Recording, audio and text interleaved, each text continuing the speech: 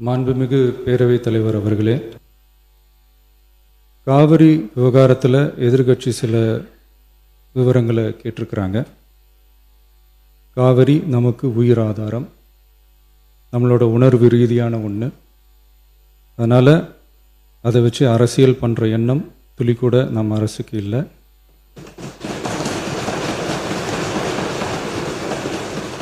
அதுக்கான அவசியமும் இல்லை. மேகதாது விவகாரத்தில் நாம் எல்லாரும் சேர்ந்து தான் தீர்மானம் போட்டோம். அதை நேர்முக கடிதமாக மாண்புமிகு பிரதமர் அவர்களுக்கும் அனுப்பி வச்சிருக்கிறோம்.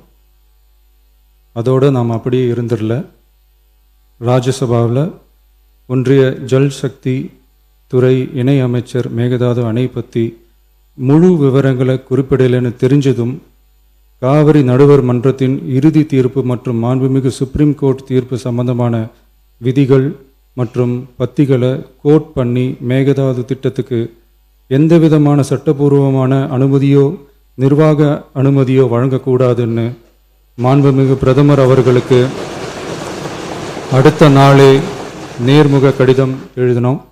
விதிகள் மற்றும் பத்திகளை கோட் பண்ணி மேகதாது திட்டத்துக்கு எந்த விதமான சட்டபூர்வமான அனுமதியோ நிர்வாக அனுமதியோ வழங்கக்கூடாதுன்னு மாண்புமிகு பிரதமர் அவர்களுக்கு அடுத்த நாளே நேர்முக கடிதம் எழுதினோம்.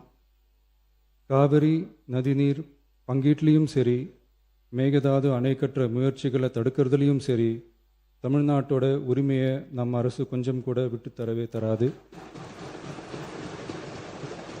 அதுதான் நம்மளோட நிலைப்பாடும்.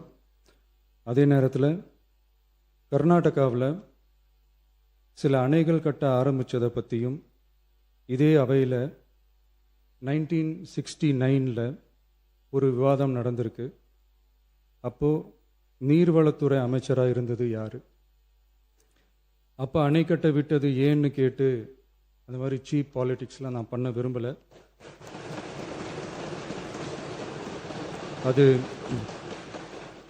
அது நம்ம நோக்கமும் இல்லை. ஏன்னா காவிரி விவகாரத்தை ரொம்ப கவனமாக கையாளணும். எந்த கட்சி ஆளுகிறது, எந்த கட்சிக்கு பெருமை, யாருக்கு பெருமைன்னெலாம் பார்க்கக்கூடாது.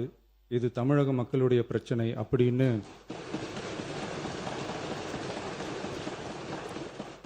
அப்போ இருந்த எதிர்கட்சி தலைவர் திரு கருத்திருமன் அவர்கள் சொன்னதை இந்த சபையில் சொல்ல விரும்புகிறேன்.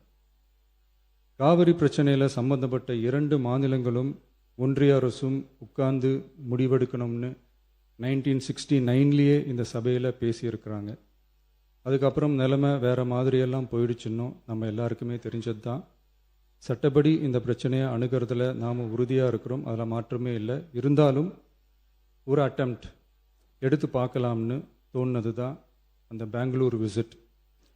அப்படி ஒரு விசிட் பற்றி ஃபஸ்ட்டு யோசித்து கேட்டதும் நான் தான். நாம் பெங்களூர் போக நினச்சதை பற்றி பல ஒப்பீனியன்ஸ் வந்துச்சு. நாம் போக நினச்சதுக்கு காரணம், ஒருவேளை இந்த பிரச்சனை தீர்க்கறதுக்கான ஒரு பாசிட்டிவ் சைன் கிடைச்சா நல்லா இருக்குமேன்னு ஒரு எண்ணத்தில் தான். இன்றைய காலத்தில் பகை நாடுகளை பேசி தீர்க்க பார்க்குறாங்க, பக்கத்து மாநிலத்தோட பேசி பார்த்தா என்னன்னு நினச்சேன்.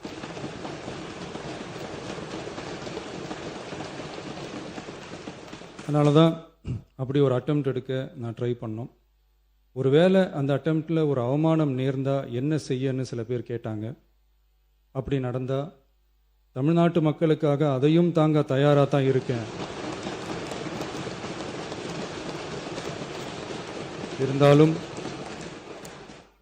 இருந்தாலும் நம்ம மேலே அன்பு காட்டின அத்தனை பேருக்கும் என்னோட நன்றிகள். இந்த காவிரி விவகாரம் பற்றி மாண்புமிகு நீர்வளத்துறை அமைச்சர் அவர்கள் உரிய விளக்கம் அளிப்பார். அதே மாதிரி காவிரி பிரச்சனையால் பாதிக்கப்பட்ட விவசாயிகளுக்கான அந்த இன்சூரன்ஸ் ப்ரீமியம் அரசே கட்டுறதை பற்றி கேட்டிருந்தாங்க. அதுக்கான விரிவான பதிலை மாண்புமிகு விவசாய அமைச்சர் அவர்கள் தருவார். அப்புறம் இந்த குறுவை சாகுபடிக்கு அந்த நிவாரண தொகுப்பு பற்றி எதிர்கட்சியிலேருந்து கேட்டிருந்தாங்க. அந்த குறுவை சாகுபடிக்கு அந்த நிவாரணம் ஏற்கனவே கொடுத்தாச்சு, வழங்கியாச்சு. இது வந்து அரசியலே நாங்கள் தான் அப்படின்னு சொல்லிக்கிறவங்களுக்கு இது எப்படி தெரியாமல் போச்சுன்னு எனக்கு தெரியல.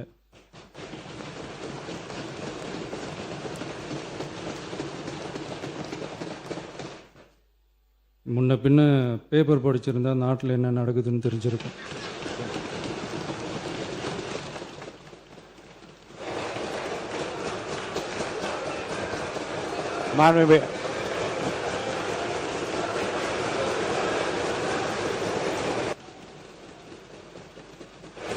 மாண்புமிகு எதிர்க்கட்சி தலைவர் சுருக்கமாக கொஞ்சம் அமைதியா இருங்க. மாண்புமிகு எதிர்க்கட்சி தலைவர் பேசுவதற்கு நீங்க அமைதியா இருங்க. நீங்களே இப்படி பிரச்சனை பண்ணா எப்படி? அமைதியா இருங்க, அவங்க பேசணும் சுருக்கமாக. பேரவைத் தலைவர் அவர்களே, ஸ்பெஷல் பேக்கேஜ்னா நீங்க கொடுத்தது 134 கோடி கொடுத்தீங்க. அது அனைத்து அரசுலையும் கொடுக்கறக்கூடிய ஸ்பெஷல் பேக்கேஜ் தான். இப்போ வறட்சி நிவாரண நிதி அவங்க கேட்கறாங்க. இது ரெண்டுத்துக்கும் வித்தியாசம் தெரிஞ்சுக்க வேண்டும். இது வெறும் டெய்லி காலைல பேப்பர் படிச்சா மட்டும் பத்தாது. அங்கே அனைத்து கட்சி கூட்டத்தை கூட்டி அனைத்து விவசாயிகளோடையும் போய் கலந்து பேசி அவங்களுடைய கோரிக்கைகள் என்னன்னு நீங்க தயவு செய்து கேட்டுக்கொள்ள வேண்டும். அதே மாதிரி முன்னவர் மாண்புமிகு இதெல்லாம் மன்னிக்கணும். மாண்புமிகு எதிர்க்கட்சி தலைவர்கள் இப்போது வறட்சி நிவாரணத்தை பற்றி சொன்னார்கள். செப்டம்பர் இறுதி வரையிலும் பார்த்துவிட்டு தான் வறட்சி நிவாரண பணிகளை ஆற்றுவது வழக்கம். அவை அதை குறிப்பிட விரும்புகிறேன்.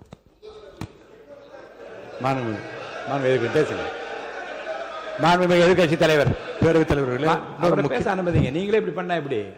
மாண்புமிகு எதிர்கட்சி தலைவர் சுருக்கமா முடிச்சு. தலைவர்களே, நாங்கள் இன்னொன்று திரும்பி கேட்பதுதான், கர்நாடகாவில் அவங்க அனைத்து கட்சி கூட்டத்தை கூட்டி முன்னாள் முதலமைச்சர்லாம் வர சொல்லி அவங்களுடைய கோரிக்கைகள்லாம் கேட்டுக்கிட்டு இருக்காங்க, தொடர்ந்து கேட்டுட்டு இருக்காங்க.